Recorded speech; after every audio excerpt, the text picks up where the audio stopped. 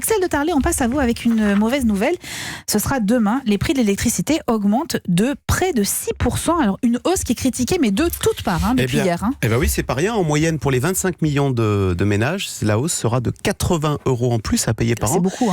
Et oui, il y a quand même un vrai risque politiquement. Je parle sous contrôle de Michael Darmon, mais le prix de l'énergie, c'est un sujet sensible, non ? Ça peut déclencher des mouvements qui durent. Ah, ça va commencer comme ça, avec les ronds-points, effectivement. Oui. Alors, d'autant que pour le pétrole, on pouvait dire le prix de l'essence monte aussi parce que le prix du pétrole monte. Mais alors là, la hausse des prix de l'électricité, elle est totalement injustifiée.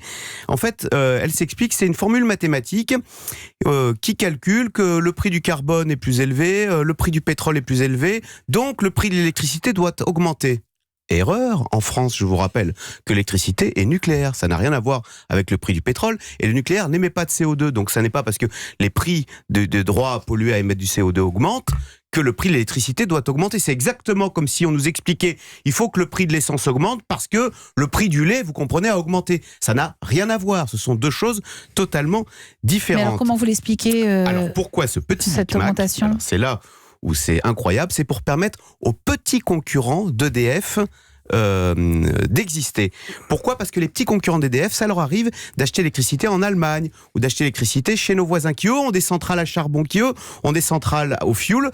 Et donc, si vous voulez, les petits concurrents, ils peuvent être sensibles au cours du pétrole, ils peuvent être sensibles au droit à polluer. Donc, pour leur permettre d'exister et d'être compétitifs face à EDF, on augmente le prix pour tout le monde. Donc, on en arrive au paradoxe où on a créé une concurrence qui fait monter les prix. En général, la concurrence, ça fait baisser les prix. Oui. Ben là, on a créé une concurrence qui fait monter les prix de l'électricité. On vous dit ça augmente, mais c'est bien. Vous savez pourquoi ça augmente ? C'est pour qu'il y ait plus de concurrence. Donc, même le Conseil de la concurrence est contre cette hausse de 6% des prix.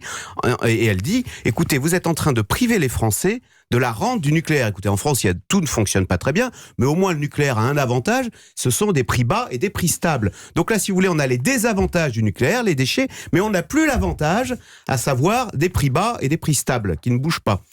Donc, le gouvernement est quand même bien conscient de l'absurdité de cette situation, et il a mandaté la CRE, donc c'est la commission de régulation de l'énergie, de revoir cette formule mathématique pour qu'on arrête cette absurdité où on augmente les prix pour le bien commun de tout le monde. Ça ne change rien. Demain, ça augmentera de près de 6% oui, pour et tout le monde. Je suis étonné que malgré tout, on applique cette formule bête et méchante.